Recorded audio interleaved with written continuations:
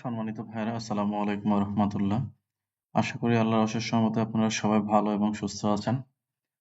সম্মানিত ভাইরা, আজকে আপনাদের সামনে পেইন্টিং ফর কনস্ট্রাকশন লেভেল 3 আরো একটি মডেল টেস্ট নিয়ে আলোচনা করব ইনশাআল্লাহ।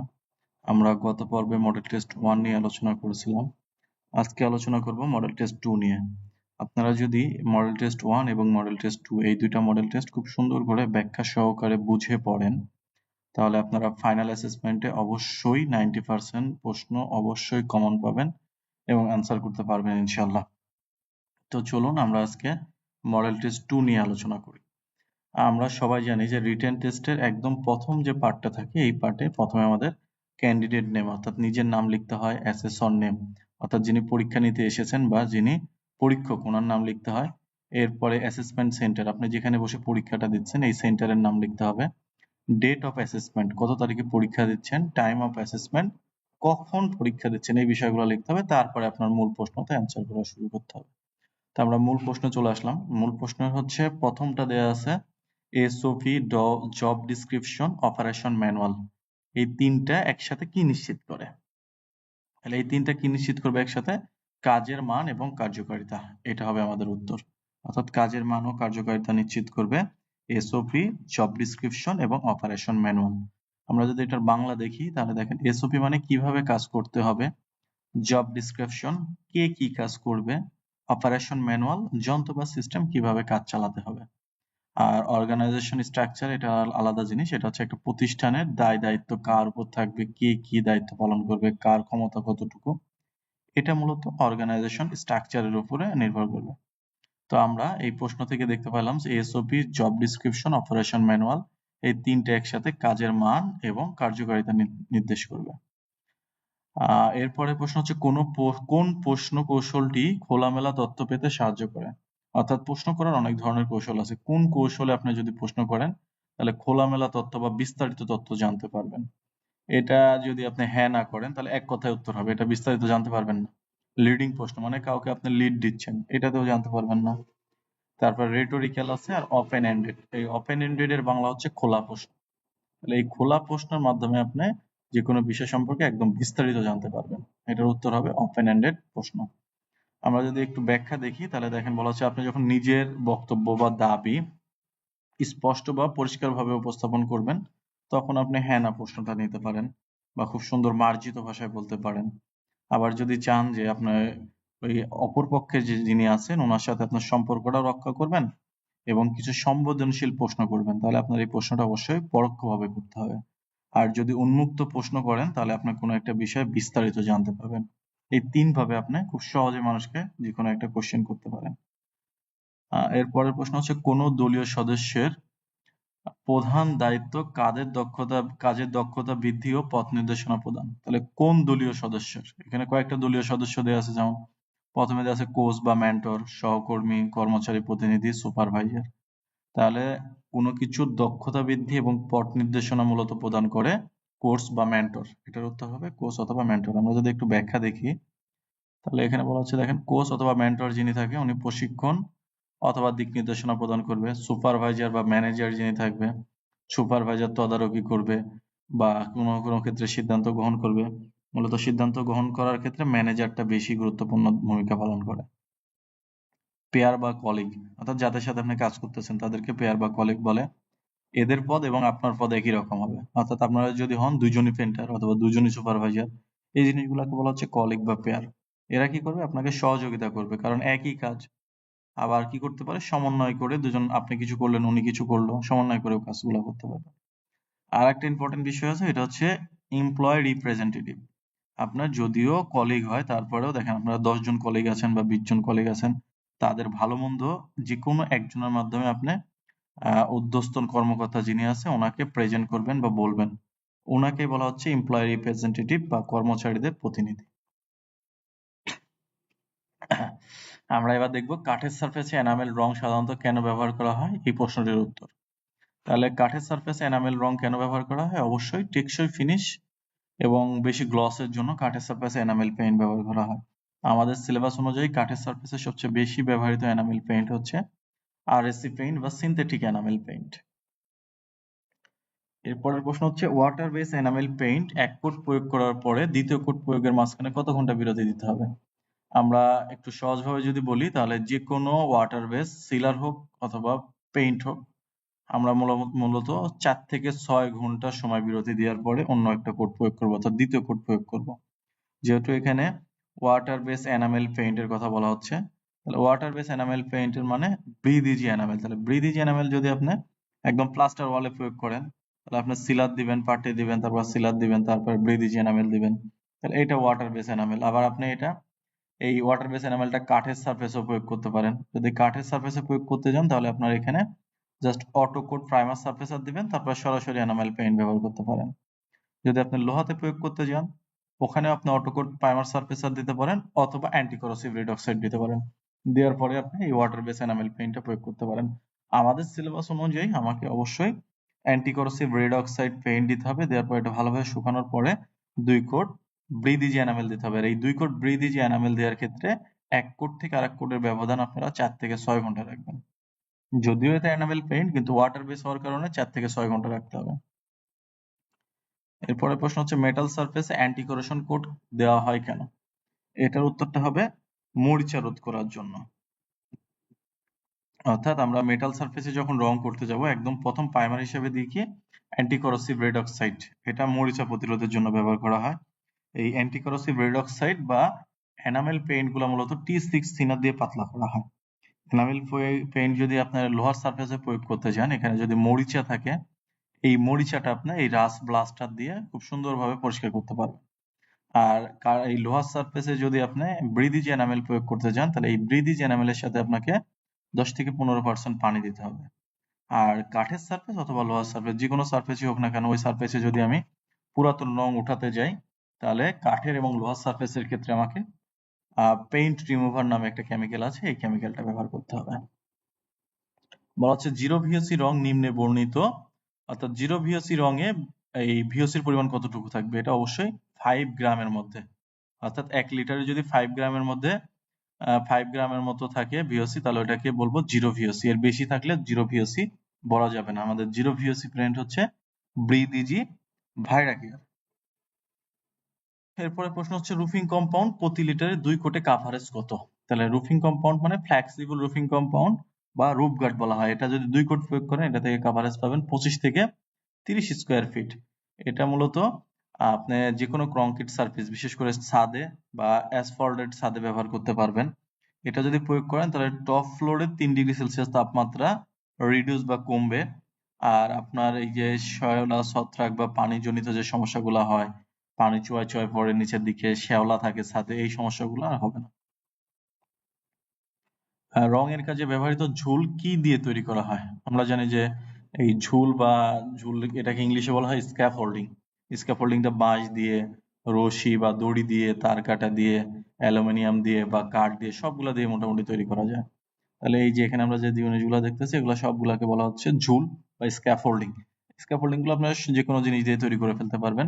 একটা জিনিস মনে রাখবেন যে যেখানে আপনি খুব ইজিলি, অর্থাৎ আপনি যেখানে হাতের নাগালে পাচ্ছেন না এরকম জায়গা কি এরকম জায়গা হতে পারে যে 5 ফুটের বেশি উচ্চতায় যদি আপনি রং করতে চান তখন আপনাকে অবশ্যই এই ঝুল বা স্ক্যাফোল্ডিং ব্যবহার করতে হবে। এইটাও পরীক্ষাতে আসে যে কত ফুট উচ্চতায় কাজ করলে স্ক্যাফোল্ডিং বা ঝুল ব্যবহার করতে হয়। এটা অবশ্যই হবে 5 ফুটের বেশি উচ্চতায়।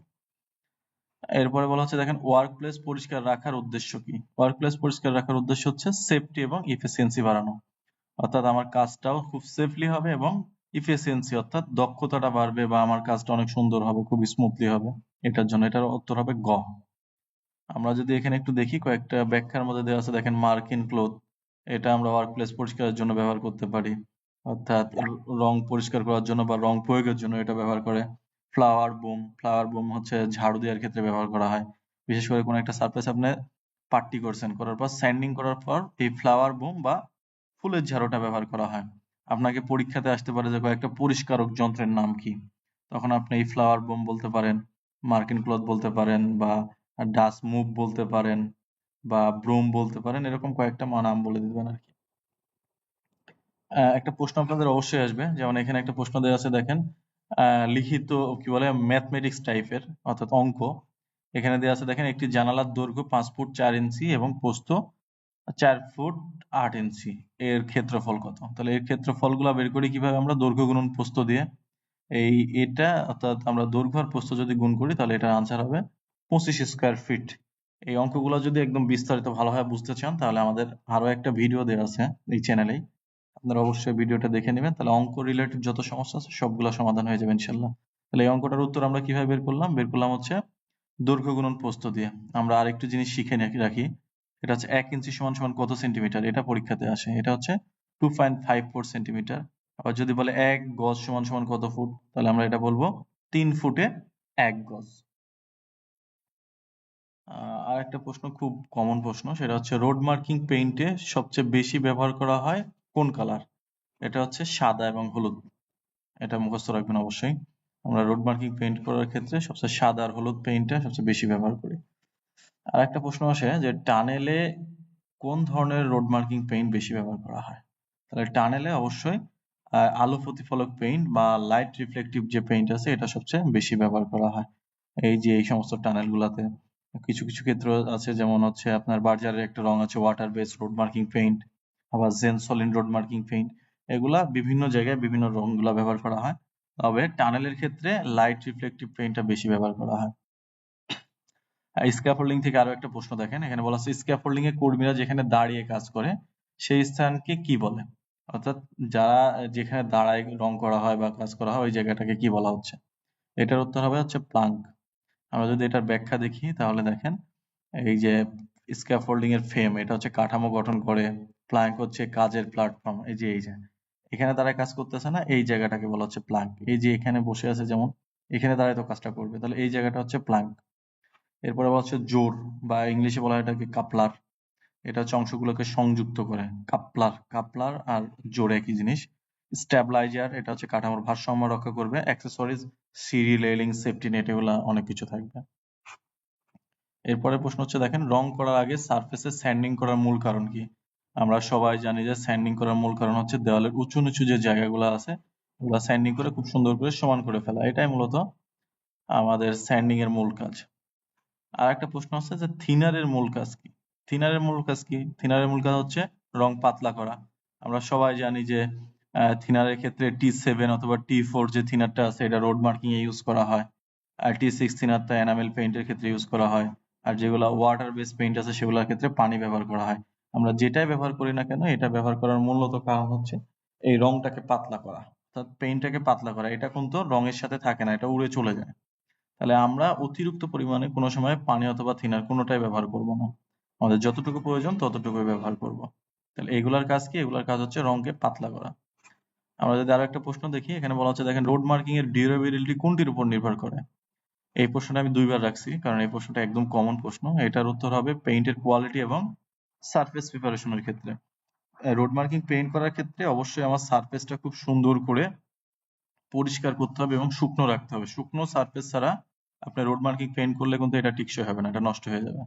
তাহলে এটার উত্তর হবে কি পেইন্ট কোয়ালিটি এবং সারফেস প্রিপারেশনটা খুব সুন্দর করলে রোড মার্কিং পেইন্টের ডিউরেবিলিটি বা স্থায়িত্বটা বৃদ্ধি পাবে, অনেকদিন বেশি যাবে। আরো একটা প্রশ্ন কমন রাখা হয়েছে, যেমন দেখেন রোড মার্কিং এর জন্য বেশি ব্যবহৃত পেইন্টের নাম কি? সবগুলো রঙই ব্যবহার করা হয়, তবে সবচেয়ে বেশি ব্যবহার করা হয় যেটা সেটা হচ্ছে থার্মোপ্লাস্টিক রং।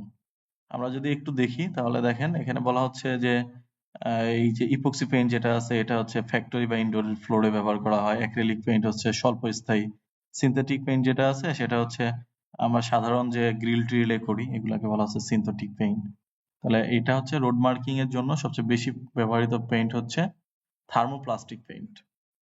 আমরা আরো একটি প্রশ্ন নিব। প্রশ্নটা হচ্ছে ভিওসি বলতে কি বুঝো? ভিওসির অর্থ হচ্ছে ভোলাটাইল অর্গানিক কম্পাউন্ড, অর্থাৎ আমাদের এটার উত্তর হবে খ। তাহলে এখানে দেখেন এই যে ভিওসি মানে ভোলাটাইল অর্গানিক কম্পাউন্ড, এই যে ব্রিদিজি যে রংটা আছে ব্রিদিজি ভাইরাকিয়ার, এটা হচ্ছে একটা লো ভিওসি পেইন্ট। আমরা কিছুক্ষণ আগে এটার ব্যাখ্যাটা দেখছি। তাহলে ভিওসি বলতে বোঝানো হচ্ছে ভোলাটাইল অর্গানিক কম্পাউন্ড। একদম লাস্ট এমসিকিউ যেটা আছে সেটা হচ্ছে রং খুলে যাওয়ার কারণ কি?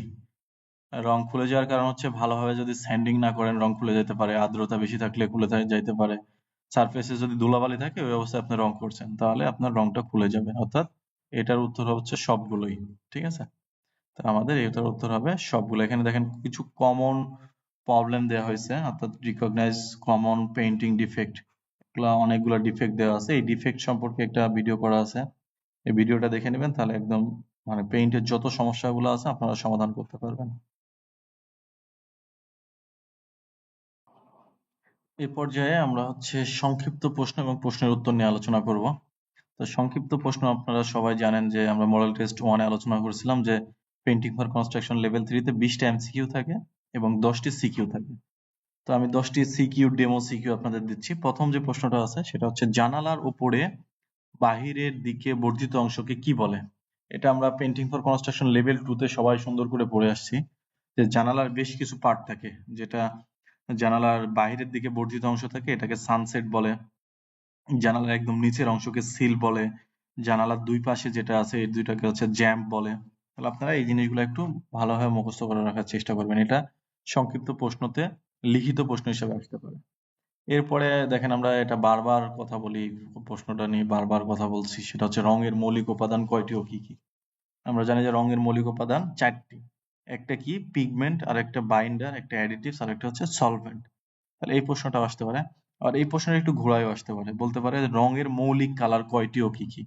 যদি বলে রঙের মৌলিক উপাদান, মৌলিক উপাদান হবে 4টা, পিগমেন্ট, বাইন্ডার, অ্যাডিটিভ, সলভেন্ট। আর যদি বলে রঙের মৌলিক কালার কয়টি ও কি কি, তাহলে হবে 3টা। মৌলিক কালার 3টা, মৌলিক উপাদান 4টা। মৌলিক কালার কি কি? মৌলিক কালার হচ্ছে লাল, নীল, হলুদ। ঠিক আছে, লাল, নীল, হলুদ হচ্ছে রঙের মৌলিক কালার। আর উপাদান হচ্ছে 4টি, পিগমেন্ট, বাইন্ডার, অ্যাডিটিভ, সলভেন্ট। এরপরে আপনার প্রশ্ন আসতে পারে রোলারে রং করার সময় কোন মেথডে রং করা উচিত? আমরা লেভেল 2 তেও এটা শিখছি, সেটা হচ্ছে এম অথবা ডাব্লিউ আকারে যদি আপনি রং করেন তাহলে রঙের আমাদের যে ফিনিশিংটা আছে ফিনিশিংটা সবচেয়ে ভালো হয়। তাহলে আপনি এমও বলতে পারেন অথবা ডাব্লিউ বলতে পারেন। আবার আসতে পারে এরকম যে কাঠের সারফেসে এনামেল রং ব্যবহার করার উপকারিতা কি? তাহলে এটার আনসার খুবই সহজ, আপনি এক কথায় উত্তর দিতে পারেন যে কাঠের সারফেসে যদি এনামেল রং ব্যবহার করা হয় তাহলে এটা অনেক বেশি টেকসই হবে এবং উজ্জ্বল হবে। শেষ আমার উত্তর। যেহেতু 1 মার্ক, শুধু আমার এক লাইনে আমরা উত্তরটা দেওয়ার চেষ্টা করব। এরপরে বলা হচ্ছে দেখেন মেটাল অথবা কাঠের সারফেস মসৃণ করার জন্য কি ব্যবহার করা হয়? এটা খুবই সহজ প্রশ্ন। দেখেন মেটাল অর্থাৎ লোহার সারফেস বলেন, কাঠের সারফেস বলেন অথবা প্লাস্টার সারফেস বলেন, যে কোনো সারফেস মসৃণ করার জন্য আমরা স্যান্ড পেপার ব্যবহার করি। খুবই সহজ উত্তর, এক কথায় উত্তর দিয়ে দিবেন যেহেতু সংক্ষিপ্ত প্রশ্ন। এরপরে বলা হচ্ছে দেখেন যে রোড মার্কিং বা ব্রিজ মার্কিং এর ক্ষেত্রে সাদা রং বেশি ব্যবহার করা হয় কেন? এটাও খুব ইন্টারেস্টিং প্রশ্ন। দেখেন সাদা রংটা হচ্ছে আপনি অনেক দূর থেকে দেখতে পাবেন। সাদা রঙের উপর আপনি যে কোনো লাইট যদি দেন তাহলে এই সাদা রঙের উপর যে কোনো লাইট দিলে ওই লাইটটার প্রতিফলন হয় অনেক সুন্দর। অনেক দূর থেকেও যদি আপনি সাদা রঙের উপর লাইট মারেন তাহলে ওই লাইটটা ব্যাক আসে। তার জন্য সাদা রংটা সবচেয়ে বেশি ব্যবহার করা হয়, অর্থাৎ এটা ভিজিবিলিটিটা অনেক বেশি। আবার আপনি যদি লাল রঙের কথা বলেন, লাল রং কিন্তু আপনার বিচ্যুতিটা অনেক বেশি, অর্থাৎ আপনি অনেক দূর থেকে লাল রংটা দেখতে পাবেন। কিন্তু লাল রঙের উপর যদি অন্য কোনো কালার মারেন তাহলে ওই কালারটা কিন্তু ডিসকালার হয়ে যায়।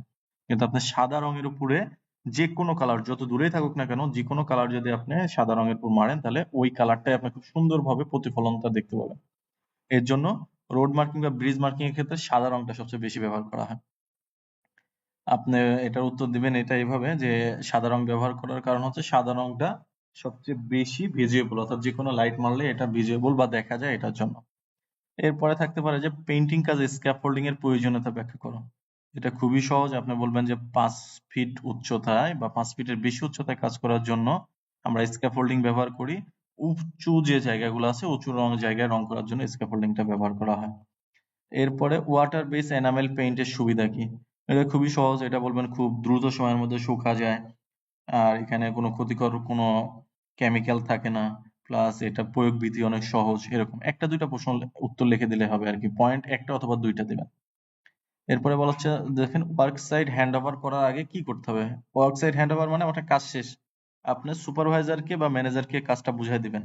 এটার আগে আপনি কি করতে হবে? আপনার পুরো কাজটা দেখতে হবে না? তাহলে এটাকে বলা হচ্ছে ওয়ার্ক সাইট হ্যান্ড ওভার করার আগে আপনাকে অবশ্যই ইন্সপেকশন করতে হবে, অর্থাৎ পুরো সাইটটা ঘুরে দেখতে হবে যে সবকিছু ঠিকঠাক আছে কিনা, তারপর আপনি কাজটা হ্যান্ড ওভার করে দেবেন। এরপরে বলা হচ্ছে দেখেন আনইউজ পেইন্ট কিভাবে রাখা হয়? আনইউজ মানে যে পেইন্ট গুলো আপনি ব্যবহার করছেন, ব্যবহার করার পরে কিছু রং রেখে দিচ্ছেন, মানে থেকে গেছে, ব্যবহার হয় নাই, বেঁচে গেছে, এই রংটা কি করবেন বা কিভাবে রেখে দিবেন? এটা খুব সুন্দর করে কোনো একটা কন্টেনার রেখে শক্ত করে ঢাকনাটা আটকায় দিবেন বা কন্টেনারটা আটকায় দিবেন, এভাবে রেখে দিবেন। আপনি যদি এই লিখিত প্রশ্নের অ্যান্সার গুলো দিতে পারেন তাহলে আপনাকে কম্পিটেন্ট অথবা নট ইয়েট কম্পিটেন্ট হিসেবে স্বীকৃতি দিবে। যদি কম্পিটেন্ট হন আলহামদুলিল্লাহ আপনি পাস করছেন, আর যদি নট ইয়েট কম্পিটেন্ট হন তাহলে আপনাকে এই লিখিত পরীক্ষাটা কিন্তু আবার দিতে হবে। তো লিখিতর পর্ব শেষ, এবার আমরা চলে যাই প্র্যাকটিক্যালে। প্র্যাকটিক্যালটা আমরা সবাই জানি যে আমাদের লেভেল 3 তে হচ্ছে 5টা প্র্যাকটিক্যাল করতে হবে। একটা হচ্ছে ইন্টেরিয়র সারফেস বা ভেতরের সারফেসের ক্ষেত্রে ভেতরের সারফেসে প্রথমে ওয়াটার সিলার করবেন, ওয়াল পাট্টি করবেন, তারপর প্রথম কোট রং করবেন, তারপর ফাইনাল কোট রং করবেন। আমরা এই মাপগুলাও জানি সবাই মোটামুটি। তো আমরা এটা নিয়ে আর বিস্তারিত আলোচনা না করি, যেহেতু আমরা আগের পার্টে অর্থাৎ মডেল টেস্ট 1 এ এটা নিয়ে একদম বিস্তারিত আলোচনা করছি যে ভেতরের সারফেসে বা ইন্টেরিয়র সারফেসে কিভাবে করবেন, এক্সটেরিয়র সারফেসে কিভাবে করবেন, কাঠের সারফেসে কিভাবে করবেন, লোহার সারফেসে কিভাবে করবেন এবং সর্বশেষ রোড মার্কিং বা অ্যাসবেস্টস শীটে কিভাবে করবেন। এই জিনিসগুলো একদম মডেল টেস্ট 1 এ একদম বিস্তারিত আলোচনা করা আছে, এটা একটু দেখে নেবেন ওখান থেকে। আমরা এবার নতুন কিছু মৌখিক বা ভাইবা নিয়ে কথা বলবো। ভাইবার যে প্রশ্নগুলো থাকে এগুলা, যেমন আপনাকে যেমন প্রশ্ন করতে পারে, যেমন দেখেন জেব্রা ক্রসিং। জেব্রা ক্রসিং হচ্ছে কি রাস্তা পারাপারের জন্য যে দাগগুলা দেয়া থাকে মূল রাস্তার মধ্যে, এটাকে বলা হচ্ছে জেব্রা ক্রসিং। এটা সাধারণত সাদা রংটা বেশি ব্যবহার করা হয়। এরপরে বলা হয় যে দেখেন ওয়াটার বেস সিলার প্রাইমার অথবা রং শুকাতে কত সময় লাগে। এটা আমরা দেখে আসলাম অলরেডি লিখিত পরীক্ষার মধ্যে, যেটা 4 থেকে 6 ঘন্টা সময় লাগবে। এটা আবার ডিপেন্ড করে যে ওয়েদার কন্ডিশনের উপর। যদি অনেক বেশি শীত থাকে তাহলে শুকাইতে বেশি সময় লাগবে, যদি গরম থাকে বা রোদ থাকে বেশি তাহলে কম সময় লাগবে। তো এভারেজ টাইম হচ্ছে 4 থেকে 6 ঘন্টা। এরপরে বলা হচ্ছে দেখেন জানালার সাথে সম্পর্কিত যে কোনো 3টি অংশের নাম বলুন। এটা আমরা দেখেন এটা আগেই উত্তর দিলাম, সেটা হচ্ছে সিল। অর্থাৎ জানালার নিচের যে অংশটা থাকে এটাকে বলা হচ্ছে সিল। জানালার দুই পাশে যে অংশটা থাকবে এটাকে বলা হয় জ্যাম। জানালার যে বাইরের দিকে বর্ধিত অংশ আছে এটাকে বলা হয় সানসেট। আর পুরো জানালার যে অংশটা এটাকে বলা হয় কুবলা। তো এই জিনিসগুলো আপনার 2 থেকে 3টা জিনিসের নাম বলে দিবেন। আমাদের কিন্তু এখানে এভাবে প্রশ্ন আসতে পারে যে যেকোনো 3টি অথবা যেকোনো 2টি বিল্ডিং কম্পোনেন্টের নাম বলুন। বিল্ডিং কম্পোনেন্ট বলতে একটা বিল্ডিং এর যে জিনিসগুলা থাকে সবগুলাকে একত্রে বিল্ডিং কম্পোনেন্ট বলতে হয়। যেমন দেখেন এখানে থাকতে পারে সানসেট, এখানে থাকতে পারে আমার লিনটেন, এখানে থাকতে পারে আমার কার্নিশ, এখানে থাকতে পারে আমার কি বলে সিল থাকতে পারে, জ্যাম থাকতে পারে, ক্যাট ডোর থাকতে পারে, ফলস স্ল্যাব থাকতে পারে। তাহলে সবগুলা বিষয় একটু সংজ্ঞাগুলো জেনে রাখবেন অবশ্যই। আপাতত এগুলা না জানলেও হবে, কারণ এগুলা হচ্ছে আপনার লেভেল 2 তে থাকে। মূলত জানালার সাথে রিলেটেড যেগুলো এগুলো একটু মুখস্থ রাখবেন এখান থেকে। এরপরে বলা হচ্ছে দেখেন রঙের কাজে মার্কিন ক্লথ বা পলিথিনের কাজ কি। তাহলে আমরা এটা জানি যে রঙের কাজে মার্কিন ক্লথের কাজ হচ্ছে আপনার রং করতেও ব্যবহার করতে পারবেন, আবার পরিষ্কার করার ক্ষেত্রে ব্যবহার করা হয়। আর পলিথিনের কাজ হচ্ছে আমার কাজের জায়গাটা যেন নষ্ট না হয়ে যায়, নির্দিষ্ট এরিয়ার মধ্যে যেন আমি কাজ করতে পারি, এটার জন্য আমি পলিথিনটা ব্যবহার করি। আরেকটা প্রশ্ন নিয়ে যদি কথা বলি, এটাকে বলা হচ্ছে রং প্রয়োগ বা পেইন্ট হ্যান্ডেলিং। আপনি যখন পেইন্ট এক জায়গা থেকে এক জায়গায় লিখছেন অথবা রং করতেছেন, এই সময় যদি কোনো কারণে চোখে রং পড়ে, রংটা তো একটা কেমিক্যাল হ্যাজার্ড, এটা যদি চোখে পড়ে তাহলে কি করবেন? তাহলে আপনাকে অবশ্যই চোখে পর্যাপ্ত পরিমাণে পানি দিতে হবে। পানি দেওয়ার পরে একটু সুস্থ হলে অবশ্যই ডাক্তারের শরণাপন্ন হইতে হবে এবং আপনার চোখটা ভালো করে ওয়াশ করে নিতে হবে। তো সবাইকে অসংখ্য ধন্যবাদ আমাদের এই মডেল টেস্ট 2 টি দেখার জন্য। আপনারা মডেল টেস্ট 1 এবং মডেল টেস্ট 2 যে বিষয়গুলো নিয়ে কথা বললাম একদম বিস্তারিত ব্যাখ্যা সহকারে পড়বেন। ব্যাখ্যা সহকারে যদি পড়েন তাহলে অবশ্যই এখান থেকে মোটামুটি 90% প্রশ্ন ইনশাল্লাহ অবশ্যই কমন পাবেন। আর এর পরেও যদি একদম বিস্তারিত নারী নক্ষত্র জানতে চান তাহলে আপনারা এখান থেকে প্লেলিস্টে চলে যাবেন। প্লেলিস্টে গিয়ে দেখবেন যে পেইন্টিং ফর কনস্ট্রাকশন লেভেল 3, এখানে সবগুলা বিষয় আলাদা আলাদা করে আলোচনা করা আছে। অর্থাৎ আমার যে সিএসসি ইউনিট অফ কম্পিটেন্সি 8টা আছে, 8টা ইউনিট অফ কম্পিটেন্সি খুব সুন্দর করে ব্যাখ্যা সহকারে আলোচনা করা আছে, ওখান থেকে দেখে নেবেন। তাহলে আপনার প্রিপারেশনটা একদম 100-এ 100 হবে। আর এই মডেল টেস্ট 2টা যদি ভালো মতো পড়েন তাহলে মোটামুটি 90% প্রশ্ন ইনশাল্লাহ অবশ্যই কমন পাবেন। তো সবাই ভালো থাকবেন, সুস্থ থাকবেন। আল্লাহ হাফেজ।